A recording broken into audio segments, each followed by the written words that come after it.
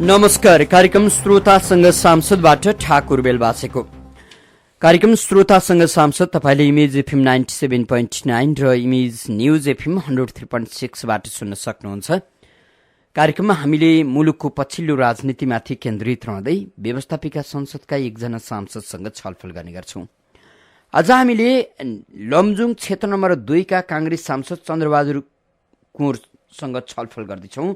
चन्द्रबहादुर कुँवरसँगको छलफलमा तपाई पनि सहभागी हुन चाहनुहुन्छ भने हाम्रो स्टुडियोको टेलिफोन नम्बर 400656 मा फोन गर्न सक्नुहुन्छ। कांग्रेस सांसद चन्द्रबहादुर कुँवरसँग छलफल गर्न चाहनुहुने श्रोता मित्रले छोटो तर्कसंगत एउटा मात्र प्रश्न लिएर उपस्थित भइदिनु होला र प्रश्नकर्ता श्रोतालाई स्पष्टसँग प्रश्न राखिदिनु हुन पनि हामी आग्रह गर्छौं। लमजुङ क्षेत्र नम्बर 2 बाट प्रत्यक्ष निर्वाचित भएर व्यवस्थापिका संसदमा पुग्नुभएका चन्द्रबहादुर कुँवरसँग हामी छलफल गर्दैछौँ। हाम्रो टेलिफोन सम्पर्कमा आइसक्नु भएको छ। मान्यज्यू, यहाँलाई इमेज एफएममा हार्दिक स्वागत छ। हवस्, धन्यवाद। मान्यज्यू, अब संविधान जारीपछि मुलुक सजिलो गरी अगाडि बढ्छ, मुलुकको राजनीति संलिन्छ भनिएको थियो। राजनीति झन्पै झन् जटिल बन्दैछ। संविधानले जटिलता थपिदिनुको कारण के होला? संविधानले जटिलता थपेको छैन। संविधानले त एउटा उसको बाटो क्लियर गराएको छ। मुलुक एउटा सङ्कटमा थियो, मुलुकलाई संविधान निर्माण भइसकेको अवस्था छ। तर यसलाई कार्यान्वयनको पक्षमा, यसमा जुन कार्यान्वयनको पक्षमा अलिकति त्यस्तो अप्ठ्याराहरू भएको, अब तपाई आफै हस्ताक्षर गरेर जारी गरेको संविधान भएका कारण त्यसमा सहजता मात्रै देख्नु भिन्न कुरा। तर संविधान जारीपछि मुलुकमा निकै ठूलो आन्दोलन चर्कियो। अब तपाईहरू सँगसँगै बसेर संविधानका कुरा गर्ने साथीहरू दिल्लीसम्म दौडे, संविधानको रक्षा गर्छौं भन्नेहरू पनि दिल्ली दौडे। अनि यो तपाईको संविधान घोषणा हुनुभन्दा अगाडिको नेपाली जनताको मनमा के थियो कि यो मुलुकमा संविधान निर्माण हुन्छ कि हुँदैन? यदि संविधान निर्माण भएन यो मुलुक रहन्छ कि रहँदैन? जुन प्रकारको एउटा त्रास नेपाली जनतामा थियो त्यसको त्योको अन्त्य भएको छ। तर अहिले यसलाई कार्यान्वयनको रूपमा जाँदा अब हामीभित्र धेरै साथीहरूले, केही साथीहरूले अलिकति आफ्ना केही कुराहरूको बारेमा त्यसमा असहमति जनाउनु भएको छ हैन। त्यसलाई पनि यसलाई उहाँ सहमतिमै अगाडि बढाएर कमी कमजोरी भएका कति कुराहरूको कुनै तौकामा त्यो पुरा हुन नसकेका कुराहरूलाई पनि समयअनुसार यो संविधानमा संशोधन गर्दै जान सकिने भएको कारणले गर्दा पनि, उदाहरणको लागि भर्खरै मात्रै पनि संविधान संशोधनको भएको छ। त्यसकारणले गर्दा पनि यसलाई यसबाट चाहिँ तपाईको संविधान घोषणा पछाडिको अवस्था त सहजै बन्दै गइसकेको अवस्था छ। तर फेरि पनि नि मान्यज्यू, 91% सदस्य संख्याले हस्ताक्षर गरेर बनाएको संविधान भन्नुहुन्छ तपाईहरू। 6 महिना बित्न पाएको छैन, संविधान जारी गरेकै भोलिपल्टबाट संशोधन प्रस्ताव बोकेर कांग्रेस नै हिँड्यो। यो संविधान बनाउँदाका बखत तपाईहरू अपरिपक्व हुनुहुन्थ्यो, तपाईहरू कसैको लहलैमा हुनुहुन्थ्यो भन्ने हो कि? यो के हो भन्नुहोला भने, हामीले स्पष्ट रूपमा कांग्रेसले पहिले पनि भन्दै आएको छ। म शिखर पुरुष गिरिजाप्रसाद कुँवरलाई पनि सम्झिन्छु तपाईको यो प्रश्नमा, किनभने उहाँले त्यो बेलामा 2047 को संविधानको बारेमा पनि व्यक्त गर्नुभएको थियो कि यो संविधानको एउटा पोइन्ट बिन्दु भने पनि संसदले संशोधन गरेर जानुपर्छ, किनकि त्यसले गर्दा संसद शक्तिशाली बन्छ भन्ने कुरा थियो। तर त्यो बेलामा हामीले कमी कमजोरी भएका कुराहरूलाई संविधानमा संशोधन गर्दै जान सकेनौं। तर अहिले जुन संविधान निर्माण भइसकेको छ, 2070 मा भएको संविधान सभाको इलेक्सनबाट नेपाली कांग्रेसको नेतृत्वमा भएको सरकारले को पनि महत्त्वपूर्ण भूमिका रह्यो त्यसमा, सुशील कोइरालाको, र संविधान घोषणा भएको छ। तर त्यसमा केही कमी कमजोरीहरूका लागि छन् भने पनि यसरी संशोधन गरेर जान सकिन्छ कि यसमा असन्तुष्ट हुनुपर्ने अवस्था छैन, समयअनुसार संविधानलाई संशोधन गर्दै जान सकिन्छ भन्ने नजिर देखाउनको लागि पनि कांग्रेस त्यसमा यो के अरे अगाडि बढेर त्यसलाई। अब तपाईहरू कार्यान्वयनका सन्दर्भमा 1 मिनेट पनि सोच्न नपाउँदै छोटो समयमा तपाईले यसो अब कार्यान्वयन गरौँ भनेर छलफल गर्न पनि नपाउँदै संशोधनको चिन्ता गर्नुपर्ने स्थितिको संविधान बनाइदिनु भएछ। अनि तपाईहरुले यो कुरा बुझ्नु भएको छ कि संविधान कस्तो अवस्थामा घोषणा भएको हैन।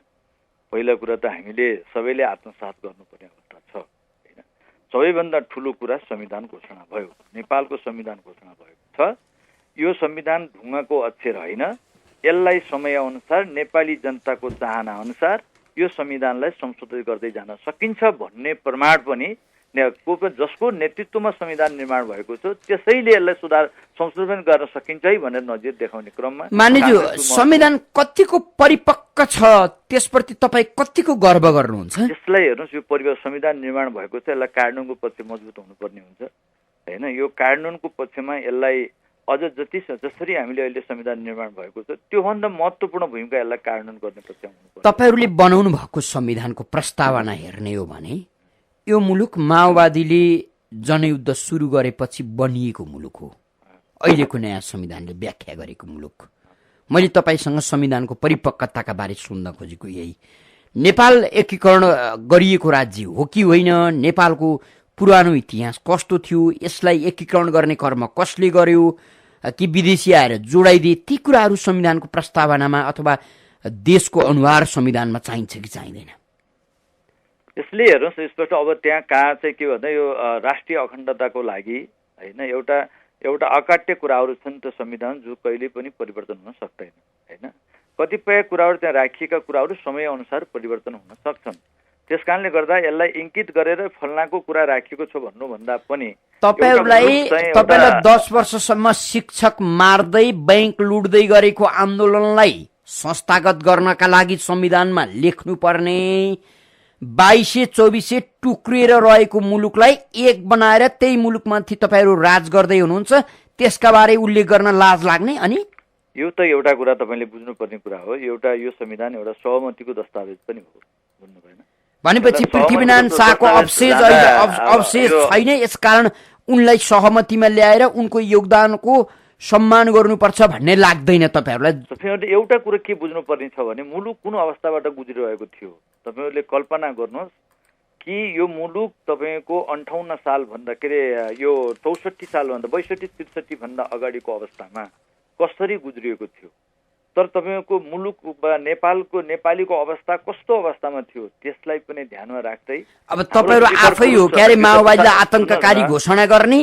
तपाईहरुले घोषणा गरे होइन? सुन्नुस् न, गिरिजाप्रसाद कोइरालाले जसरी चाहिँ एउटा जंगलमा रहेका माओवादीलाई पनि एउटा संविधान संसदमा लिएर आएर यसलाई संसदीय प्रणाली अनुसार सञ्चालन गर्नको लागि जुन किसिमको अभ्यासहरू सुरुवात भए र हिजोको अवस्था र अहिलेको अवस्थाको तपाईहरुले तुलना गरेर हेर्दा पनि हुन्छ। त्यसकारणले गर्दा पनि यो एउटा त्यो अवस्थाबाट गुज्रिएको मुलुकलाई संविधान सभाबाट संविधानले एउटा सहमतिको दस्तावेज आएको छ, यसलाई नेपाली जनताको चाहना अनुसार समय अनुसार यसलाई संशोधन गर्दै परिवर्तन गर्दै जान सकिन्छ। भनेको यस बारेमा धेरै अब तपाईले अब यो बारेमा कुन कहाँ के होइन मानिज्यू त्यस्तो कुरै भएन नि। मुलुकको विरासतलाई बिर्सिएर हुल्लङ्गा गर्ने मारकाट गर्ने समूहको खोजी नीति मात्रै गर्ने हो भने त अहिलेको मधेस आन्दोलनले झन्डै 5 दर्जन मान्छेको ज्यान लिइसकेको छ। तपाईहरुले संविधानलाई चटक्क च्यातेर नयाँ संविधान लेख्न सुरु गरे भइगयो नि।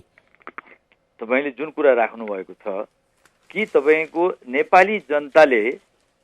नेपाली जनताको म्यान्डेट पनि हो तपाईको संविधान सभाभित्र, तपाईले त्यसरी पनि हेर्नुपर्ने हुन्छ।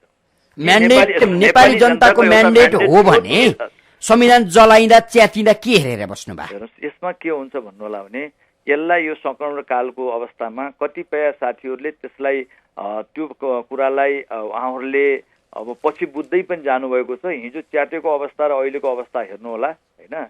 यसलाई के भने हिजो यसलाई अलिकति परिपक्वताको रूपमा अगाडि जाँदै गऱ्यौँ भने हामीले यसलाई धेरै कुराहरूलाई तपाईको यसलाई लान सकिन्छ, सहमति बनाएर लान सकिन्छ। धेरै कुराहरूको अहिले पनि तराईवासीका साथी मान्य साथीहरूले धेरै कुराहरू बुझ्दै आइरहेको अवस्था छ। त्यसकारणले गर्दा पनि यसलाई चाहिँ हामीले एउटा ठुलो उपलब्धिको रूपमा नै लिएर जानुपर्ने अवस्था हुन्छ। यसमा सानातिनो कुराहरू तराई आन्दोलनको कुराहरू पनि छन्, कतिपय साथीहरूको त्यसमा असहमति पनि रहेका छन्, तर अहिले उहाँहरू त्यसबारेमा धेरै कुराहरू बुझेर आइसकेको अवस्था पनि देखिन्छ। मान्यज्यू यति ठुलो उपलब्धिले अब नागरिकलाई के देला? नागरिकलाई त तपाईँको नेपाली जनताले एउटा अस्थिरता भएको अवस्थामा एउटा के दियो तपाईँले बुझ्नु भएको छ। नेपालमा जुन बेलामा संविधानै थिएन नेपाली जनताले संविधान पाएका छन् होइन। संविधान हुँदा र संविधान नहुँदाको अन्तर के भयो र नागरिकलाई भनिदिनुहोस् त। त्यो संविधान हुँदा र नहुँदाको केही अन्तर हुन्छ भने तपाईँहरूलाई होला, नागरिकलाई त केही भएको छैन। जब मुलुक सञ्चालन गर्ने संविधान नै छैन भन्नेको अवस्थामा त्यो त मुलुकको सबैको लागि हो नि। तपाईँको अहिले संविधान छ, कालाबजारी मौलाएको छ, संविधान छ, पेट्रोल छैन, संविधान छ, ग्यास छैन। अनि एउटा कुरा तपाईँ अहिले ठिक भन्नुभएको छ, यसलाई संविधानलाई कार्यान्वयन गर्ने पक्ष सरकारको महत्त्वपूर्ण भूमिका हुन्छ। तर अहिले यो मुलुकमा यसलाई संविधानलाई को बारेमा देखाएर जुन किसिमको एउटा कालाबजारीलाई प्रोत्साहन पाएको छ, यसलाई सञ्चालन गर्ने जुन अब मैले अघि नै भने कि यो कुरालाई सबैभन्दा महत्त्वपूर्ण कुरा के हो भन्दाखेरि संविधान निर्माण भएको छ, यसलाई कार्यान्वयनको पक्षमा मजबुत भएर जानुपर्नेमा कार्यान्वयनको पक्षमा नेपाली जनताप्रति उत्तरदायी नभइकन एउटा केही जो निश्चित व्यक्तिहरूप्रति वफादार भएर राष्ट्रलाई पनि कमजोर बनाउने पक्षमा पुगेको छ अहिलेको सरकार। किनभने राजस्व उठेको छैन, यतापट्टि कालाबजारीलाई मौलाएको छ, यतापट्टि पब्लिकहरूले चाहिँ महँगीको मारमा परिरहेको अवस्था छ। त्यस कारणले गर्दा पनि यसमा तपाईँले यो सरकार अहिले कस्तो किसिमले अगाडि बढिरहेको छ, यो चाहिँ मैले भने कि यो कार्यान्वयन पक्षमा कमजोरी सरकारकै हो। अब यति भनेपछि तपाईँहरू पानीमाथिको ओबानो हुनुभयो। यथार्थ त त्यही हो त। तपाईँले देख्नुहुन्छ, तपाईँले यो नभुल्नुहोस् कि केपी शर्मा ओली सत्तामा जानुभन्दा अगाडि तपाईँहरूकै सत्ता थियो, सरकार थियो, तपाईँहरू सरकारमा हुनुहुन्थ्यो, त्यति बेलै मुलुकमा आन्दोलन सुरु भएको थियो, मुलुकमा कालाबजारी सुरु भएको थियो। यो त भुल्नु भएन। होइन, त्यसलाई त के थियो नि, भर्खर सुरुवात भएको थियो, संविधान घोषणा भएको थियो, त्यसमा बिरुवा रोपेर हिँड्नु भएको थियो। एउटा कुरा चाहिँ तपाईँहरूले एउटा विश्वास नहुने कुरा के हो हामीले भन्दाखेरि कि तपाईँको हामीले कतिपय कुराहरू कमजोरी पनि हामीले गरेका छौँ। किन संविधान निर्माण गरिसकेपछि तपाईँको अन्तको पनि प्र्याक्टिस हेर्नुहोला, जसलेको नेतृत्वमा संविधान निर्माण भएको छ त्यसलाई कार्यान्वयन गराउनको लागि पनि त्यसैको नेतृत्वमा सरकार बन्नुपर्ने थियो। हामीले चाहिँ के गर्यौँ भन्दाखेरि एक त सत्तामा रहन जानको लागि पहिला चाहिँ संविधान भन्दा पनि महत्त्वपूर्ण हामीलाई सरकार भयो। तपाईँहरूले सुन्नुभएको छ, तपाईँहरूलाई थाहा छ कि हामी संविधान बनाउनको लागि भनेर बनिएको जुन त्यो एउटा सरकार एकछिन त सुन्नुहोस् न। तर त्यो बेलामा सरकार हटाउने त्यो खेलहरू भए र सुशील कोइरालाले भन्नुभयो कि म जुन दिन त्यो दिन बाध्यता भयो कि सबै कुरा छोडेर पनि नेपाली जनतालाई संविधान दिनु छ। जुन दिनसम्म संविधान घोषणा दिन सकिन त्यो दिनसम्म संविधान दिएको दिनमा दिएको दिनमा सत्ता छोड्छु भन्ने कुरा भयो। तपाईलाई पनि स्मरण गरौँ, 16 बुँदे किन गरे? केही पार्टीहरूलाई किनाराकृत गर्दै 16 बुँदे किन गरे तपाईहरूले? होइन, यो त हेर्नुहोस्, मैले 16 बुँदेमै संविधान जारी पछि सहमतिको सरकार गठन गर्ने तपाईँहरूले भन्नुभयो कि भन्नु भएन? होइन, मैले भने त्यो तपाईँको त्यो बारेमा त म सहमत छु। तर मैले के भने त्यो पनि एउटा अपरिपक्वता थियो हाम्रो। किनभने के कारण त सुशील कोइरालाको काङ्ग्रेसको एउटा बाध्यता थियो, मुलुकमा संविधान निर्माण गर्नुपर्ने छ, नेपाली जनतालाई संविधान दिनुपर्ने छ भन्ने बाध्यता थियो। त्यस कारणले गर्दा पनि संविधान निर्माण गर्नको लागि चाहिँ सत्ता भन्दा पनि संविधान हो पहिलो महत्त्वपूर्ण कुरा, संविधान दिउँ भन्ने कुराको लागि नेपाली काङ्ग्रेसले त्यो बेलामा त्यो गर्नुपर्ने आवश्यकता रह्यो, मतलब त्यसमा सहमति हुनुपर्ने भयो। तर जुन दिनमा संविधान हेर्नुहोस्, यो तपाईँले कल्पना गर्नुहोस्, 64 को संविधान सभाको निर्वाचन भए पछाडिको अवस्थामा 2 वर्षको संविधान सभाबाट 4 वर्ष हुँदा पनि नेपाली जनताले संविधान त पाएनन् नि। तर त्यस पछाडिको अवस्था कस्तो थियो र 70 को संविधान सभाको निर्वाचन पछाडि नेपाली जनताको भावना अनुसार लार्जेस्ट पार्टी भएको कारणले नेतृत्व जसले गरिरह्यो, त्यसैमा पनि संविधान निर्माण गर्ने भन्दा पनि सत्ताको खेल सुरुवात भयो, सुशील कोइराला हटाउने खेलहरू सुरुवात भए, तपाईँले देख्नुभएको छ। त्यसमा पनि उहाँले स्पष्ट रूपमा भन्नुभयो कि संविधान घोषणाको दिन छोड्छु, त्यो भन्नुपर्ने बाध्यता भयो नेपाली जनताको लागि, संविधान दिनको लागि पनि। त्यस कारणले अरू दलहरूले एउटा बुझ्नुपर्ने अवस्था के थियो भने यसलाई कार्यान्वयन गराउनको लागि फेरि एउटा विश्व अन्त पनि देखिएको प्र्याक्टिस अनुसार चाहिँ तपाईँको संविधानको नेतृत्व गरेर जसले निर्माण गरेको छ कार्यान्वयन गर्न पनि उहाँलाई दिनुपर्छ भन्ने कुरा हुनुपर्ने। कार्यान्वयन गर्नका लागि सरकारमै बस्नुपर्ने, कुर्सीमै बस्नुपर्ने, सरकारी सेवा सुविधा नै लिनुपर्ने, त्यत्तिकै बाहिर बसेर प्रतिपक्षी बनेर संविधान कार्यान्वयन गर्न नसकिने रहेछ हगि? अहिले पनि हामीले प्रमुख प्रतिपक्षको भूमिका हामीले निभाएको छौँ। हामीले कुनै पनि उछिनको कुरा तपाईहरुले प्रमुख प्रतिपक्षको तर के हो भन्नु होला भने हतियार लिएकोले त्यसलाई काट्न जान्न पर्यो। हतियार लिएको जुन हतियार छ नि, हतियार निर्माण गरिसकेपछि त्यो हतियारलाई प्रयोग गर्न पनि जान्न पर्यो।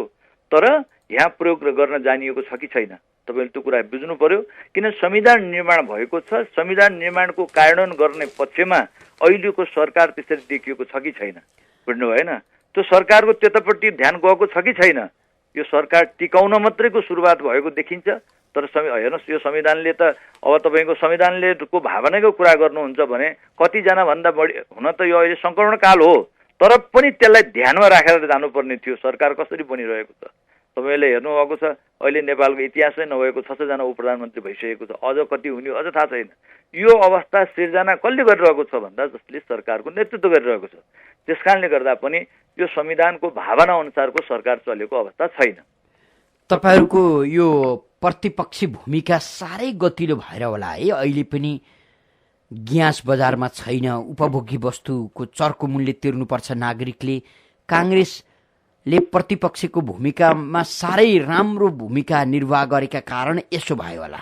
तपाईले एउटा कुरो के पनि बुझ्नुहोस् भने मेरो जिल्लामा लमजुङ जिल्लाबाट निर्वाचित सांसद हुँ।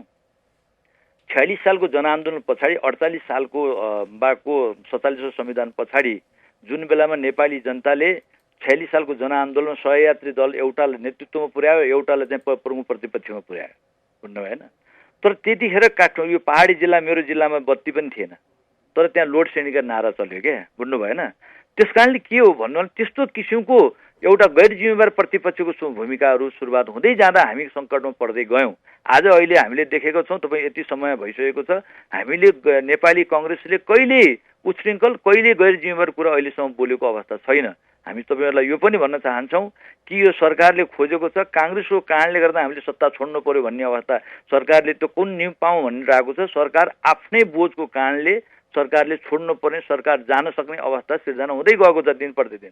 तर उनीहरू के खोजिरहेछन् भन्नु होला नि, कांग्रेसले केही कुरो बोलिदिए हुन्थ्यो, कांग्रेसको नाउँबाट हामीले सत्ता छोड्नु पर्यो भन्ने कुरा कांग्रेस दोष लाएर उम्किन पाए हुन्थ्यो भन्ने अवस्था अहिले देखिरहेको छ। तपाईँले यो कुरो महसुस पनि गर्नुभएको छ। तर हामी प्रमुख प्रतिपक्षको भूमिका, महत्त्वपूर्ण भूमिकामा हामी छँदै छौँ। हजुर आदरणीय श्रोता, तपाईँ यति बेला इमेज एफएम 97.9 र इमेज न्यूज एफएम 103.6 सुनिरहनु भएको छ। हामी कार्यक्रम श्रोतासँग सांसदमा छौँ। कार्यक्रम श्रोतासँग सांसदमा आज हामीले लमजुङ क्षेत्र नम्बर 2 का कांग्रेस सांसद चन्द्रबहादुर कुँवरसँग छलफल गरिराखेका छौँ। चन्द्रबहादुर कुँवरसँगको छलफलमा तपाईँ पनि सहभागी हुन चाहनुहुन्छ भने हाम्रो स्टुडियोको टेलिफोन नम्बर 400656 मा फोन गर्न सक्नुहुन्छ। टेलिफोन सम्पर्कमा कोही श्रोता मित्र आइसक्नुभएको छ, स्वागत गरौँ। 400656 मा तपाईले फोन गर्न सक्नुहुन्छ। कोही श्रोता टेलिफोन सम्पर्कमा आइसक्नु भएको छ, उहाँलाई स्वागत गरौँ। उहाँको टेलिफोन सम्पर्क विच्छेद भएको छ। मानिज्यू, अब त्यसो भने सत्तामा जाने सपना, सरकारमा जाने सपना देख्न थालियो, फेरि अब हतार भयो। अहिले हेलो हजुर मानिज्यू, हामीलाई कुनै हतार छैन, बुझ्नु भएन? कांग्रेसलाई सरकारमा जानको लागि कुनै हतार छैन।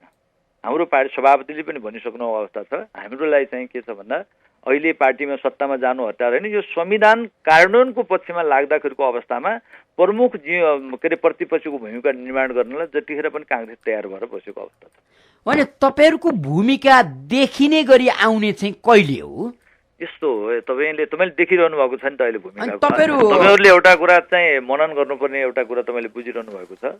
सरकार गठन भएको छ, सरकारलाई आनन्दसँग काम गर्न दिइरहेको अवस्था छ। कतिपय यत्र महत्त्वपूर्ण कमजोरीहरूको र पनि जनताको साउमा यसलाई यो अहिले जनतालाई विचिषण फर्काउन विचिषण जगाउने किसिमको कुरामा एउटा प्रतिपक्ष जिम्मेवार प्रतिपक्षको नाताले जानु हुँदैन र सरकार यसबाट सचेत भएर अगाडि बढ्ला र प्रमुख प्रतिपक्षको पनि सहयोग लिएर जानुपर्ने अवस्था छ। तर उसले त्यो कुरा सोचिरहेको अवस्था छैन। तथापि पनि हामी आफू यसलाई कार्यान्वयनको पक्षमा सरकारले गरोस् भनेर मौन रहेको अवस्था छ। तपाईँले देखिरहनु भएको छ नि। यता सरकारको बाटो हेर्दै हुनुहुन्छ?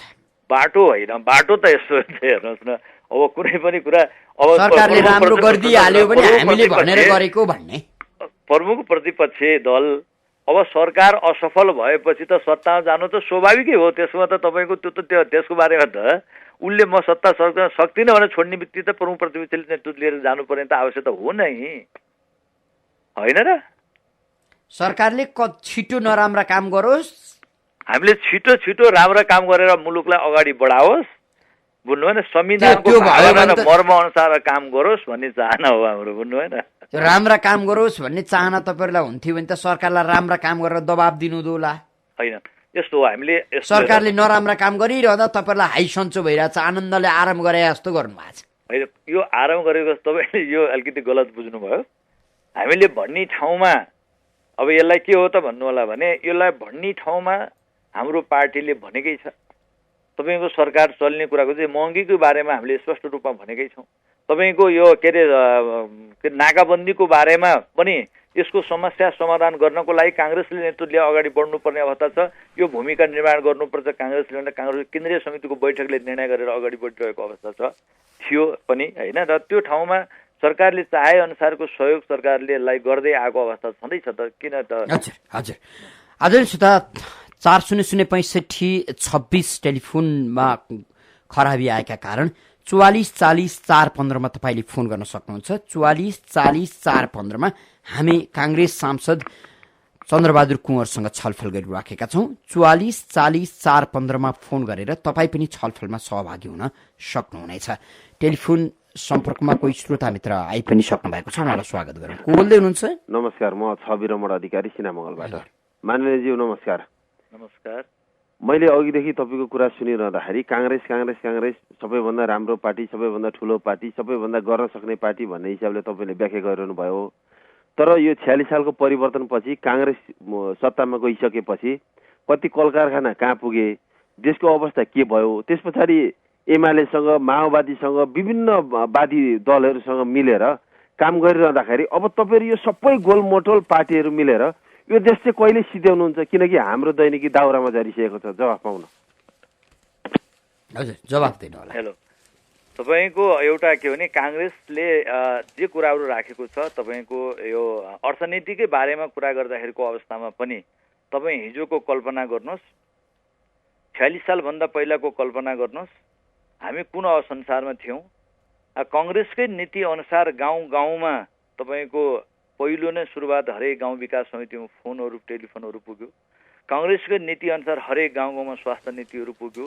काङ्ग्रेसकै नाउँबाट हरेक गाउँ गाउँमा बाटोहरू पुगे। हुँदा हुँदै तपाईँको हात हातमा मोबाइल पनि काङ्ग्रेसकै र त्यो अर्थनीति अनुसार नै आएको हो, तपाईँले देख्नुभएको छ, होइन? यसलाई त यो बारेलाई त कसैले पनि नकार्न सक्दैन। र पनि फेरि यो 46 साल मात्र होइन, तपाईँको नेपाली जनताले को चाहना अनुसारको परिवर्तन गर्दाको अवस्थामा जहिले पनि काङ्ग्रेसकै नेतृत्वमा यो मुलुकमा परिवर्तन हुँदै आइरहेको अवस्था छ। त्यस कारणले गर्दा पनि हामीले कुन काल कारखाना कहाँ गयो भन्नुभन्दा पनि त्यस पछाडिको यो मुलुकको अर्थनीति कसरी अगाडि आइरहेको छ, कङ्ग्रेसको अर्थनीति अनुसार नै तपाईँको आजको अवस्थासम्म आइपुग्दाखेरि हामीले हेर्नुहोस् त खुला अर्थतन्त्रको रूपमा पनि त्यही त मान्यज्यू है, तपाईँहरूको अर्थनीतिका कारण दैनिक 1500 का हाराहारीका युवाहरू खाडी गइराखेका छन्। भएका कल कारखानाहरूको अवशेष पनि बाँकी छैन। कस्तो राम्रो अर्थनीति ल्याएको हेर्नुहोस्, यसलाई यो बारेमा त सबैले हामीले एउटा महसुस गर्नुपर्ने अवस्था पनि छ। हाम्रो मुलुक वास्तवमै हामीले परिवर्तन पछाडि जुन परिवर्तन भयो, परिवर्तन पछाडि चाहना अनुसारको कतिपय कामहरू गर्न सकिएन होला। तपाईँले देख्नुभएको छ मुलुकमा जनताको परिवर्तन चाहिसकेपछि र परिवर्तन आइसकेपछि अरू दलहरू पनि त्यत्तिकै त्यही महत्त्वपूर्ण भूमिकामा मुलुकको जनताप्रति उत्तरदायी भएर मानिज्यू 26-27 वर्षको अवधिमा आधा भन्दा बढी समय तपाईँहरूले राज गर्ने अनि अरू दललाई दोष दिने मिल्छ। 40 साल पछाडि 47 सालको संविधान पछाडि तपाईँको 48 सालमा भएको आम निर्वाचनमा नेपाली जनताले नेपाली काङ्ग्रेसलाई 113 सिट दिए र प्रमुख प्रतिपक्षको रूपमा नेकपा के अरे एमालेलाई तपाईँको 72 सिट दिए र एउटा जनआन्दोलनको सहयात्री एउटा यसले नेतृत्व गरेर सरकार चलाऊ र अर्कोले खबरदारी गरेर मुलुकलाई अगाडि बढाऊ भनेर नेपाली जनताको म्यान्डेट थियो। तर नेकपा एमाले केमा गयो त भन्दा रत्नमार्ग रेलिङ तोड्न गयो, सुरुवात गर्यो। र त्यो सरकारलाई यो संसदीय व्यवस्थामा आइसकेपछि यो सरकारलाई 30 दिनमा जसले गिरिजाप्रसाद कोइरालाले संसदीय दलको नेता चुनिएको दिनमा यो सरकारलाई 30 दिनमा ढाल्छु भनेर मदन भण्डारीजीले चाहिँ घोषणा गर्नुभयो। किनभने हामीले यो अभ्यासै गर्न सकेका छैनौँ। एउटा कम्युनिस्ट यो मुलुकलाई अगाडि बढाउन दिनको लागि एकदमै बाधक नै तपाईँले घटनाक्रम हेर्दै जानुहोस्, यो मुलुकका कम्युनिस्टहरू नै हो। हजुर, हामीसँग फेरि अर्का कोही श्रोता मित्र हुनुहुन्छ, उहाँलाई स्वागत गरौँ। को बोल्दै हुनुहुन्छ, कहाँबाट? हजुर नमस्कार। भन्नुहोस् त। म चितवनदेखि एनपी अधिकारी। हजुर सांसदज्यू नमस्कार। नमस्कार। तपाईँले कङ्ग्रेस पार्टीले नै सक्थो गर्यो भनिरहँदा कङ्ग्रेस पार्टीभित्र भएका एक दुईटा महत्त्वपूर्ण कुराहरू अहिलेको महाधिवेशनले भ्रष्टाचार गरेर राज्यले भ्रष्टाचारी ठहर गरेको व्यक्तिलाई सबैभन्दा बढी मत हालेर, सायद तपाईँले पनि हाल्नुभयो होला, अनुमोदित गरेर सबैभन्दा बढी मत ल्याएर विजय गराउनु भएको छ। र उहाँले यो पार्टीको नीति विपरीत भनेको मतलब हिन्दू राष्ट्र कायम गर्नुहुन्न अथवा धार्मिक स्वतन्त्रता अथवा धर्मनिरपेक्षतालाई आफ्नो पार्टीले स्वीकार गरेको अवस्थामा हिन्दू राष्ट्र चाहिन्छ, यो संविधान गलत छ भन्ने व्यक्तिलाई पनि अत्याधिक मतले जिताउनु भएका कारणले तपाईँहरूको पार्टी कतातर्फ जाँदैछ अथवा कुन सिद्धान्तमा अगाडि बढिरहेछ? हेर्नुहोस्, यो हाम्रो एउटा प्रजातान्त्रिक पार्टी हो। यहाँभित्र प्रजातन्त्र पार्टीभित्र साथीहरूका नेताहरूका आफ्ना भावनाहरू पनि आफ्ना कुराहरू व्यक्त भइरहेको हुन्छन्। तर व्यक्त कसले के गर्यो भन्नुभन्दा पनि महत्त्वपूर्ण कुरा के छ भने काङ्ग्रेसले के निर्णय गर्छ मात्रै हेर्नु महत्त्वपूर्ण कुरा हो। काङ्ग्रेसले के निर्णय गर्छ, काङ्ग्रेसका नेताहरूले आफूलाई अब कुन नेताले के बोल्दै हुनुहुन्छ त्योसँगपट्टि जानुभन्दा पनि काङ्ग्रेसले हेर्दै जानु होला। कि मान्यज्यू, अब काङ्ग्रेसले निर्णय गर्ने भनेको त तिनै नेताले होला नि त, जो नेता बनेको छ उसकै निर्णयमा जाने होला। अनि प्रतीक्षा गर्नुहोस् न, प्रतीक्षा गर्नुहोस्। समय यसपछि अनि फेरि एउटा कुरा के चाहिँ रह्यो भन्नु होला भने अब यो हो तपाईँले भनेको कुरामा कतिपय कुराहरू सहमति कुराहरू पनि हुन सक्छन्। तर यहाँ के भने कतिपय कुराहरू गरिएको कुराहरूको बारेमा कतिपय नेतृत्व पङ्क्तिहरूमा मुलुकले कसरी के कुरा गर्यो हेर्नुहोस्। हामीले म तपाईँलाई एउटा कुरा भनौँ, तपाईँको 46 साल पछाडिको पिरियडमा सबै पार्टीका दलका नेताहरू सत्तामा पुगे। एकछिन यहाँले आफ्नो मोबाइल चाहिँ अफ गरिदिनु पर्ला जस्तो छ, त्यसले अलि डिस्टर्ब गर्यो। एउटा कुरा के भने भन्नु होला भने त्यस पछाडिको धेरै साथीहरू सत्तामा, धेरै पार्टीहरू सत्तामा गए। तर के कारण हो, हाम्रै पार्टीका साथीहरूलाई, हाम्रै पार्टीका नेताहरू चाहिँ धेरै तपाईँको त्यो एउटा फन्दामा एउटा कसरी भयो अब त्यो कुराहरूको बारेमा अब मैले अदालतको बारेमा के भन्न चाहन्छु। होइन मानिज्यू, यो त तपाईँहरूले नै गर्ने कुरा हो नि त, तपाईँहरू पनि त सत्तामा जानु भएको छ नि त। अर्को पार्टीका भ्रष्टाचारीहरूलाई तपाईँहरूले ठुलो ठुलो हेरेर बस्ने, तपाईँहरूका पार्टीभित्रका मान्छेहरूलाई भ्रष्टाचारी भनेर अदालतमा उभ्याइदिँदा तपाईँहरू किन चुप बस्या, ताली किन पिट्या त्यसो भने? होइन, एउटा यस्तो अहिले आएर त्यस्तो भन्न त मिलेन। तपाईँको एउटा कुरा तपाईँले एउटा क्लियर कुरा के हो भन्नु होला भने हिजो खुमबहादुर खड्कालाई जेल चलान गर्दा ताली पिट्ने तपाईँहरू नै आज खुमबहादुर खड्का शक्तिशाली भएर पार्टी कब्जा गरिरहँदा ताली पिट्ने पनि तपाईँहरू नै। अनि काङ्ग्रेसले खुमबहादुर खड्कालाई चाहिँ उसमा जाँदाखेरि काङ्ग्रेसले स्पष्ट रूपमा भनेको के हो भन्नु होला भने कसैले ऊ गर्छ भने त्यसलाई कानुनले कारवाही गर्ने हो। तर कसै खुमबहादुर खड्काको बारेमा काङ्ग्रेसले ताली पनि के अरे पिटेन त्यतिखेर भन्नु भएन। त्यतिखेर पनि केन्द्रीय सदस्य नै हुनुहुन्थ्यो, उहाँ हुनुहुन्थेन भन्नुहोस् त। त्यस कारणले अहिले पनि कङ्ग्रेसका कार्यकर्ताले तपाईँको मत दिएर जिताउँदाखेरिको अवस्थामा यसलाई यो बारेमा चाहिँ त्यो त पार्टीका अब अहिले आएर हाम्रा पार्टीका नेतालाई छानी कुरा आएन यो बारेमा। हाम्रा पार्टीका नेतालाई छानी फसाइयो भन्न पनि त मिल्दैन नि त। यदि सत्तामा त तपाईँहरू पनि हुनुहुन्थ्यो, अन्य पार्टीमा पनि त्यस्ता पात्रहरू देख्नु भएको थियो भने तपाईँहरूले पनि कारवाहीको दायरामा ल्याउन सक्नुहुन्थ्यो। एउटा के रहेछ हेर्नुहोस्, यो पनि तपाईँले बुझ्नु होला।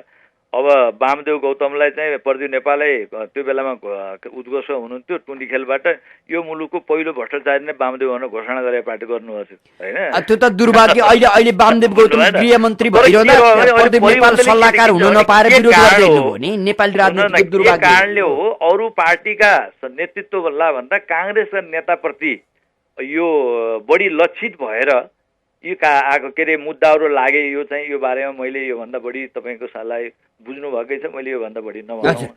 हामीसँग फेरि अर्का कोही श्रोता हुनुहुन्छ, उहाँलाई स्वागत गरौँ। को बोल्दै हुनुहुन्छ, कहाँबाट? हजुर नमस्ते। हजुर भन्नुहोस्। सभासदजी नमस्ते। नमस्ते। म श्याम खतिवडा सुनसरी इनरबाट।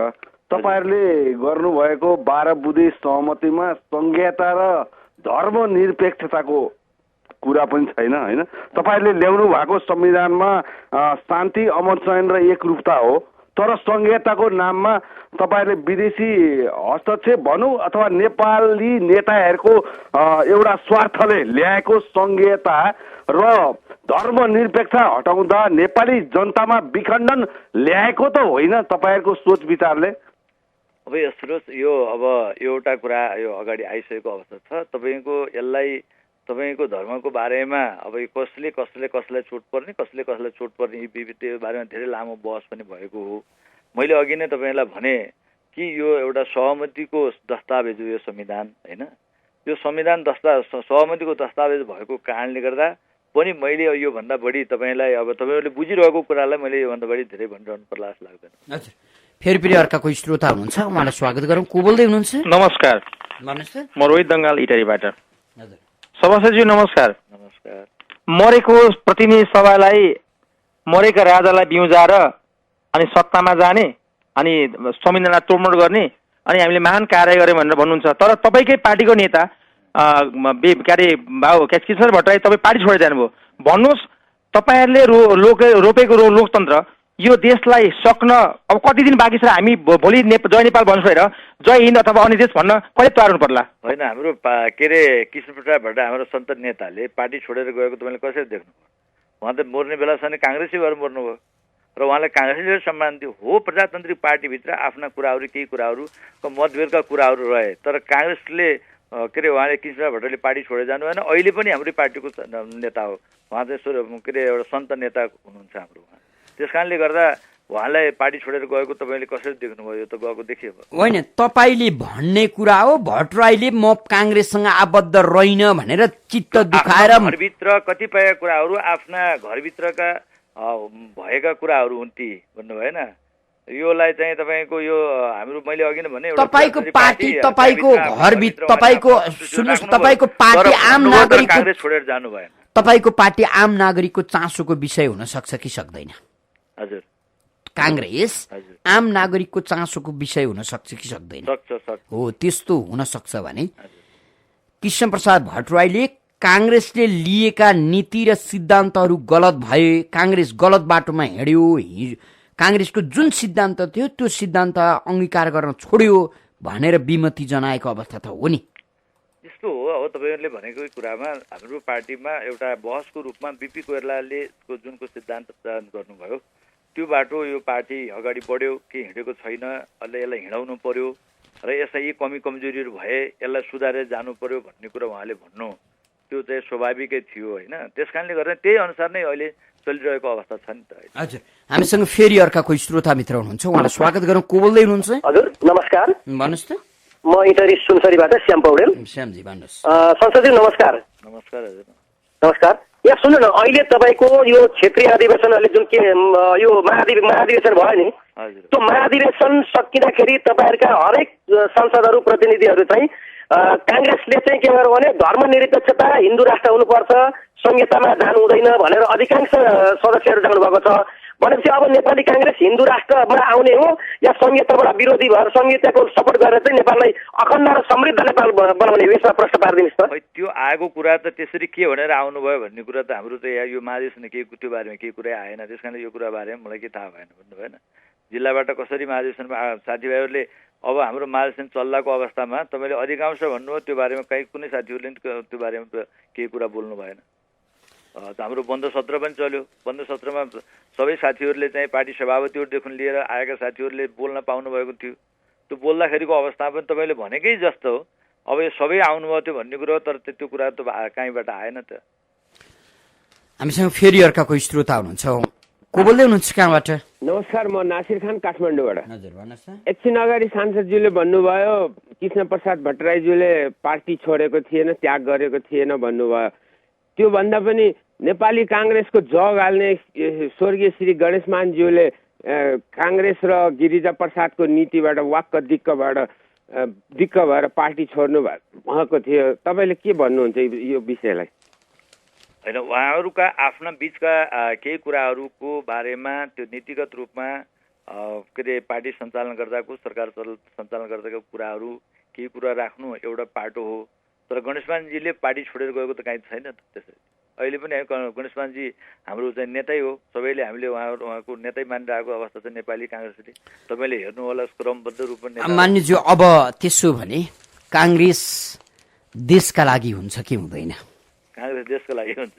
अहिलेसम्म त देशका लागि हो जस्तो लाग्दैन। अहिलेसम्म नै नेपाली कांग्रेसले नै देशको लागि काम गर्दै आएको तपाईँले हेर्दै जानु होला नि। यहाँभन्दा बितेको बेलामा पनि जब जब मुलुकमा सङ्कट आउँछ तब तब कांग्रेसले नेतृत्व लिन्छ र तब तब त्यसले त्यसको समाधानको अनि त्यसको क्षतिपूर्ति पनि राज्यबाट लिन्छ र राज्यलाई कंगाल पार्छ। राज्यलाई कांग्रेसले तपाईँले यो कुरो भन्न सक्नुहोस्, यो ठाउँको यो घटनाले कांग्रेसले मुलुकलाई कंगाल। एउटा मात्रै दृष्टान्त दिएर चित्त बुझ्दैन मान्ने थियो, त्यो दृष्टान्तको निकै लामो फेरिस्त छ। तपाईँको हेर्नुहोस् त, हामी कुन अवस्थामा 104 वर्षको राणा शासनको अन्त्य त्यो बेलामा कुन अवस्थामा थियो होला नेपाली जनता? त्यसको अन्त्य गर्ने नेतृत्व भने कांग्रेसले लियो।